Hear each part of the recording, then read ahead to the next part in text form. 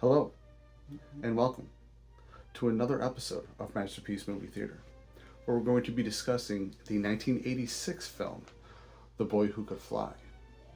Here's the archive collection DVD cover. If you may also be familiar with other pictures that look like this, and probably my favorite one, which was this one. So, let's get into the cast. So, cast and crew. First off, it was written and directed by Nick Castle.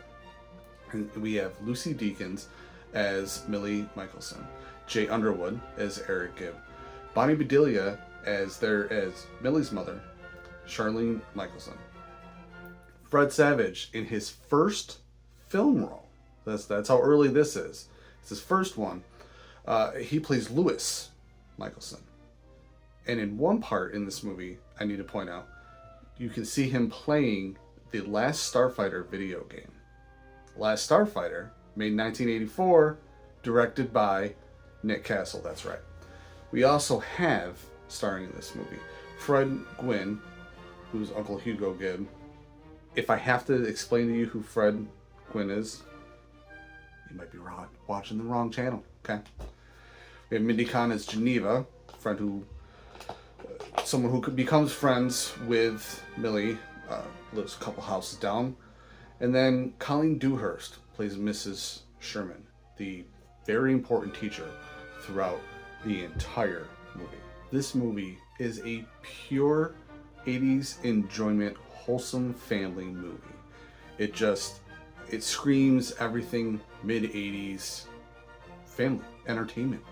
The shots, the montages, everything, every single thing about it. For example, when the Michelsons move into their new house, they're getting used to it, all the shots in the beginning and early on. And that night, when Millie's going to bed, she goes downstairs to check on her mom. When she comes back upstairs, she's talking to her bird, and something big flies by her window. She goes to look out the window, and as she leans out, you get a shot that you only get in 80s movies. Okay, the way the stars look, there's a shooting star. It's beautiful. You have to check this out. This is something that you only see in movies made in this time, the 80s, maybe the early 90s. Another thing, obviously, with the 80s, there's montages.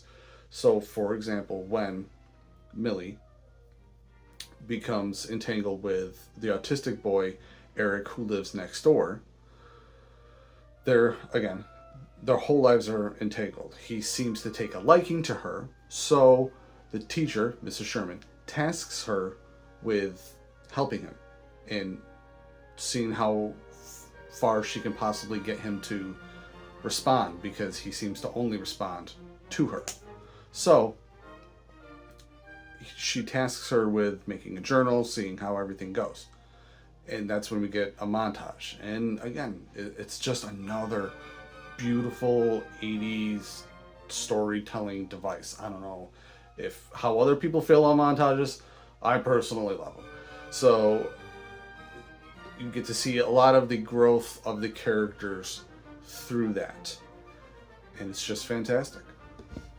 We've now reached the part where this is your spoiler alert. So, if you would like to watch this movie before finding out everything else that happens all the way to the end, because that's where we're going to go through, you can go watch this for free on Tubi. If you don't have Tubi, totally free app. There will be some commercial breaks through it, so it's like watching something on TV. However, it is free. It's very handy. Okay, so Tubi, if you want to watch it, then come back and go through the rest of the enjoyment you're going to get out of this movie eventually. Okay? And here we go. So, to go through everything as quickly as we can.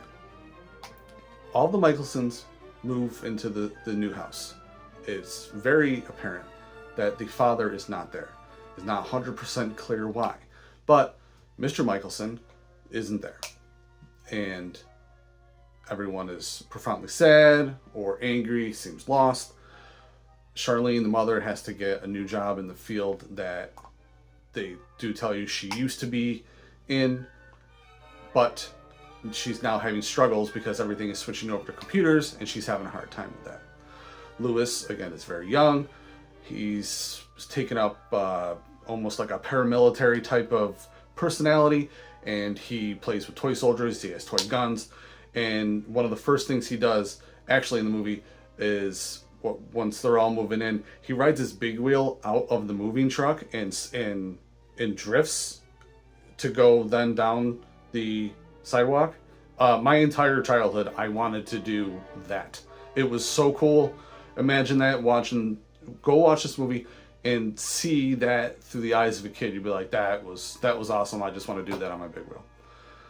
So he keeps, a common thing with him throughout the movies, he keeps trying to go around the block. All he wants to do is go around the block on his big wheel. But the bullies down the street won't let him get around the block. Anyways, to get to the main characters. Eric and Millie, their entire lives become entangled. Eric, all he wants to do is just sit around and put his arms out and pretend to fly. And everyone thinks Eric's autistic. He doesn't talk. All he does is pretend to fly. So again, I spoke about the montage scene. So we go through that, and then they end up at a zoo type or some wildlife preserve, right? And at one point, Millie she's standing on a bridge and she's reaching for a flower. And Eric tries to stop her, but when she falls, she hits her head and she's out.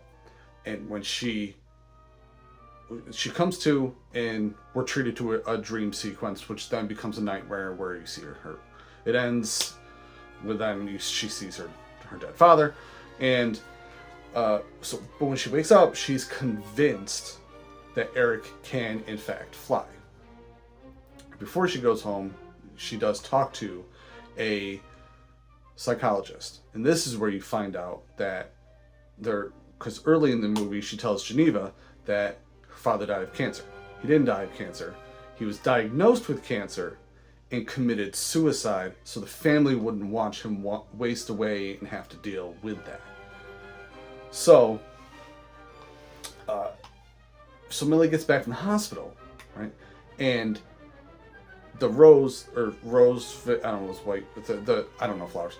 The flower that she wanted is in her window. And now she's very convinced that Eric can fly. It's out of reach. No one can get it. She leans out the window. She sees Uncle Hugo. She's calling to him. He tells her that when the institution people showed up, because he lives with his uncle, important piece I missed, Eric's parents died in a plane crash, and he just pretended to fly ever since. So he lives with his uncle. Uncle Hugo is a massive drunk. So when they came to check on Eric, Hugo was hammered again, and they took him. So the Michelsons try and go see him. They can't. They won't let them in because they're not family. Eric sees him in the window. He's pounded on the window. He gets restrained. It's heartbreaking to see, especially if you work in mental health like I do. So once they're back, Lewis tries to go around the block yet again. And this time, their dog, who always comes with him, Max, he runs away. His big wheel, the bullies dismantle it. Lewis is wondering where his dog is. He calls Max to come across the street. Max comes across the street, but he gets hit by a car. So of course, Lewis is now taking it super hard. And he thinks that the dog is going to die, and he starts to break down about the dog, about their dad, as he's talking to Millie about it. And, obviously Fred Savage is a good actor. He was the star of Wonder Years. But I dare anybody to find better acting than he did in this scene, in his first movie. It's so good and so convincing. And then he kind of gets almost like transish, like he goes, I'll just pretend to be like Eric and just pretend to fly all the time. And he tries to go to his window. Millie pulls him out of the window, and then he freaks out. He runs downstairs, and he gets very serious with his toys. So when he's playing with them, if he pretends one died, he buries it. So he goes out and it's a rainstorm outside, and he's trying to bury he's trying to find all of the soldiers that he buried. So then Millie and Charlene are out there. They're helping him. They find all of them, and he feels better, and they go inside. And she just happens to look up at Eric's house and sees him standing on top of the roof and, doing his flying thing. So she goes over to the house, because she knows how to get inside without having to, bother Hugo or anything like that.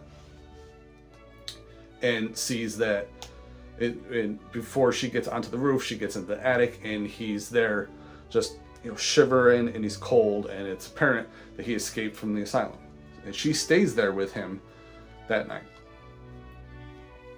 Also, he happens to give her a ring, and you pretty much just assume that it's his parents' wedding ring. Okay? So, in the morning, when they wake up, the institution people are outside. So they sneak down, they run out, and of course, the bully who lives down the street, Sonny, the one who's torturing Lewis, also happens to be Geneva's younger brother. Tells them that they just ran that way. So they run, they get out of sight of everyone who's looking for them, and then they end up going to the school because there's a school fair going on. It's the big to-do, the big deal around there. So they go to Mrs. Sherman's office, and that's where, when they open the door all the way, all the institution people are already there. So then they take off and they run, but the only way they can go is up to the roof, because there's already people blocking. There's too many people to run through down the stairs. They run up. As they get there, they're completely surrounded. They can't get down the two different staircases, so they run to the edge. And they're standing there looking off, and that's when Eric turns and speaks for the first time and says Millie. He says it brokenly. He says like Millie, but he says it. And she said, "Eric, can you fly?" And he turns and he smiles and he shakes his head yes. And then he grabs her hand and they just lean off and fall. And so Charlene is also there helping look for them, and she's outside. So she sees them fall. So you can imagine, as a mother, she thinks her daughter is distraught over everything that's been happening and is, jumping off of a building to commit suicide. And Eric grabs her hands and they friggin' fly. Guys, it's awesome. Okay? Imagine watching this movie again. This movie came out in '86. You're a child like I am watching this. It's so good. So good. He grabs her hand, boom, they're flying over everybody. Everyone is losing their minds. A big whole thing throughout all the classes, everything that Millie does with him is that you'll throw a ball to him and he won't even catch it. Nothing. He won't catch a ball. He won't do anything. And there's people playing basketball. There's all these carnival games. There's all this. They're flying over all these people. Everyone's losing their minds. This one dude goes, "Hey, Gib," and he throws the basketball up, and Eric catches it and slam dunks it as they're flying. It's awesome. So they go away from the fair. They're going down the street. Everyone is following them. Everyone ends up seeing them. Lewis, Geneva, everybody. All the characters are there. And they go to the house. He puts her in her window, and then he floats back out and looks at everybody. And then he goes back to the window, and he tells her goodbye. And he tells her that he loves her. And he gives her a kiss, and he starts to fly away. She calls to him, but he turns, but then he flies away. And then what follows is narration by Millie, where she says she understands why he flew away, because the government came. They were running tests on her. They took everything out of his room. They're trying to figure out how a person can fly. But then there's more narration where you find out everything is going well with people. The Michelsons grow as a family, grow and heal. They make the house look very nice and very much them. Uncle Hugo beats drinking, gets a job. And then we're treated to a fantastic scene where Louis really gets back at all of the bullies. He gets on his big wheel, he takes off, and the dog that is always, barking and they're always sticking on him, he throws a piece of meat at it, it starts eating, and he goes right by it. One bully goes to chase him, and he pulls a ripcord, a bunch of marbles fall out, he falls. Two more come through another yard, and they're chasing him, but he squeaks by between a truck that's backing up to a trailer, and they get blocked, and they can't get him. And he gets around another part of the block, and that's when Sonny comes up, and, doing the big old 80s bully thing. Oh, you thought you could get around the block, huh, kid? And he takes out a water gun that's in the shape of an Uzi. He says, what do you think of a water gun? It's not filled with water. He's like, what is it? He says, piss. And he just squirts him in the face. And then he takes off. The dog ends up coming back around because he sticks the dog on him, and he's pulling on the back of it, trying to stop him. That's where Max comes running, up jumps, saves him, and they go back, they get around the block, and it's fantastic that that's resolved for him. Again, more shots showing that everyone's doing good, and it finally ends with Millie in her room. She folds up a paper airplane, throws it, it goes over Eric's house, just keeps going up, keeps going up, keeps going up. And again, another shot that you're just gonna see in the 80s. A lot of people might think that shots that look like that, because the cameras weren't that great, but I think that's what makes them look great. It's not something that you take your phone out now and you technically get a better megapixel shot, but it doesn't. There's almost no character to it anymore. And even with the shot of a paper airplane going over a house can just give you the same sense of hope that you saw Eric flying over that same house. It's just great. So again, Tubi, if you've never seen this, go watch it. It's awesome. It's fantastic. It's 80s wholesome fun. Go ahead and give a like, subscribe, and share to Niche Nerd Network. I appreciate you watching. Share this, tell all your friends. I love talking about movies. And we will see you next time as we go over just a great 80s fun action movie, Berry Gordy's The Last Dragon.